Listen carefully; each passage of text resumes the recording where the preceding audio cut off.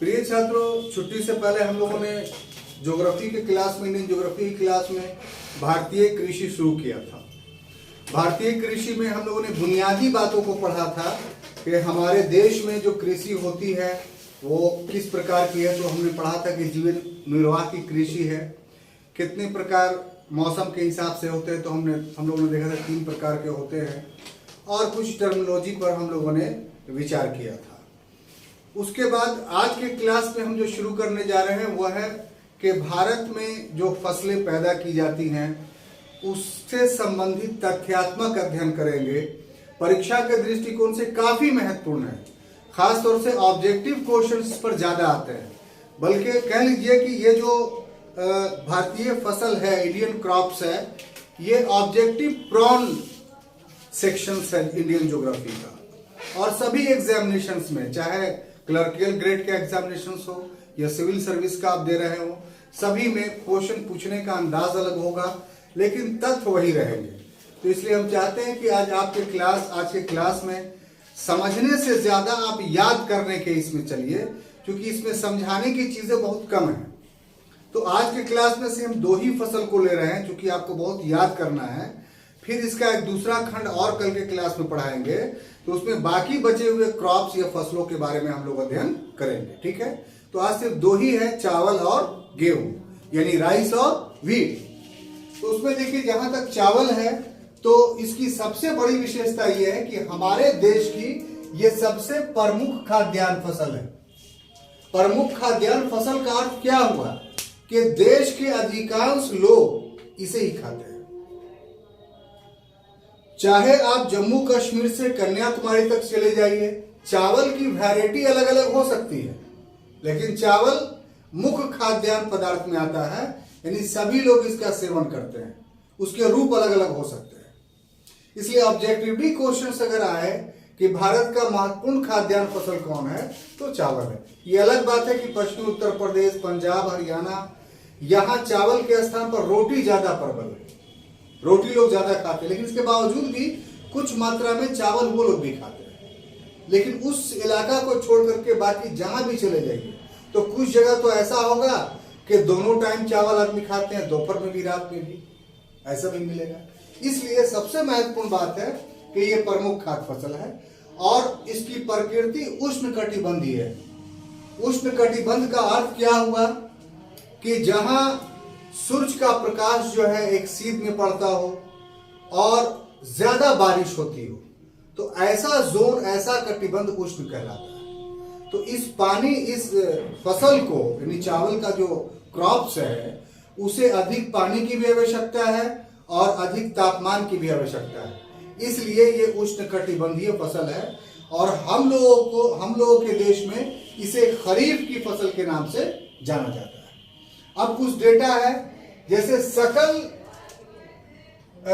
कृषि भूमि। यहां सकल कृषि भूमि का मतलब यह हुआ कि कुल कृषि भूमि, उसमें हर प्रकार का फसल, खाद्यान्न फसल भी और व्यावसायिक फसल भी। व्यावसायिक फसल से चाय हो गया, गन्ना हो गया, कपास हो गया, ये सब प्रकार की भूमियों को मिलाकर करके हम लोग कुल कृषि भूमि बोलेंगे। तो उसमें 23% पर जो है वो चावल बोया जाता है। लेकिन व्यावसायिक फसलों को अगर निकाल दे कृषि भूमि से, सिर्फ खाद्यान्न भूमि को अगर ले, तो खाद्यान्न भूमि में सबसे ज्यादा बड़ा स्थान चावल का है। कुल खाद्यान्न भूमि का 47% पर चावल का उत्पादन किया जाता है। तो ये जो 2 डेटा है, 23 और 47, इसको अपने मस्तिष्क में रखिए। 23% जो भूमि उपयोग कर रहा है वो सभी भूमियों का, जिसमें खाद्यान्न और गैर खाद्यान्न दोनों भूमि शामिल है। लेकिन 47% का जो डेटा आपका चावल का है वो सिर्फ खाद्यान्न भूमियों में 47% उत्पादन करता है। अब आगे बढ़ते हैं कि विश्व में जितने भागों पर चावल पैदा किया जाता है उसमें सर्वाधिक क्षेत्र भारत के पास है, 28%।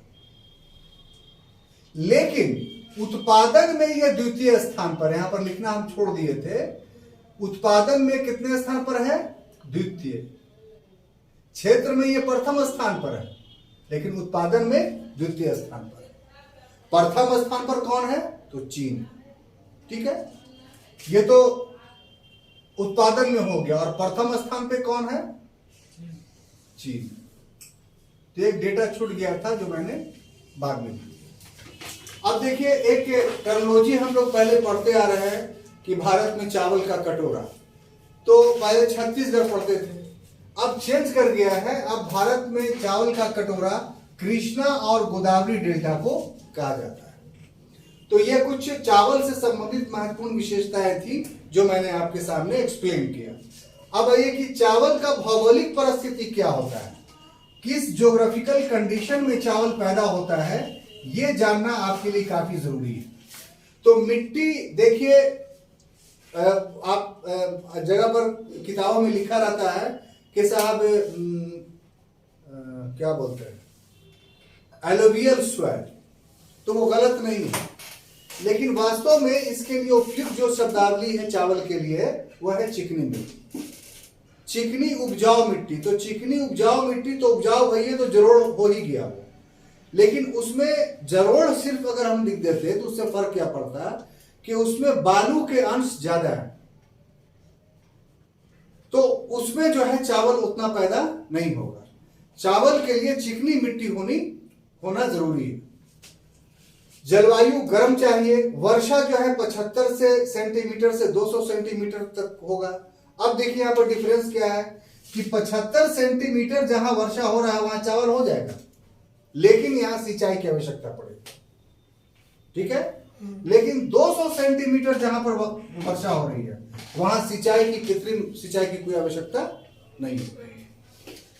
चावल के प्रकार कुल 3 प्रकार के हैं, अमन, औस, बोरो।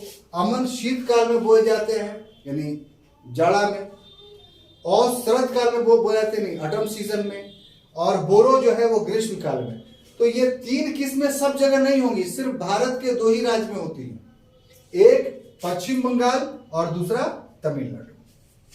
पश्चिम बंगाल में होने के पीछे कारण इसलिए है कि समुद्र तटीय क्षेत्र है, इसलिए हमेशा वहां पश्चिम बंगाल में जाइएगा तो कम से कम बर्धमान तक का तो ये स्थिति आपको मिलेगा कि शाम होते होते वहां डेली बारिश हो जानी है।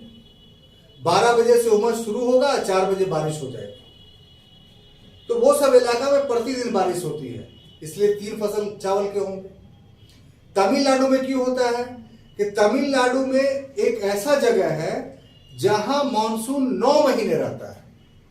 क्यों? क्योंकि पहले चला आता है और सबसे लेट में लौटता है, तो लौटती हुई मानसून से भी वहां बारिश होती है। साथ ही साथ वो भी समुद्र तटीय क्षेत्र है, तो वहां भी कन्वेंशनल रेन होता है।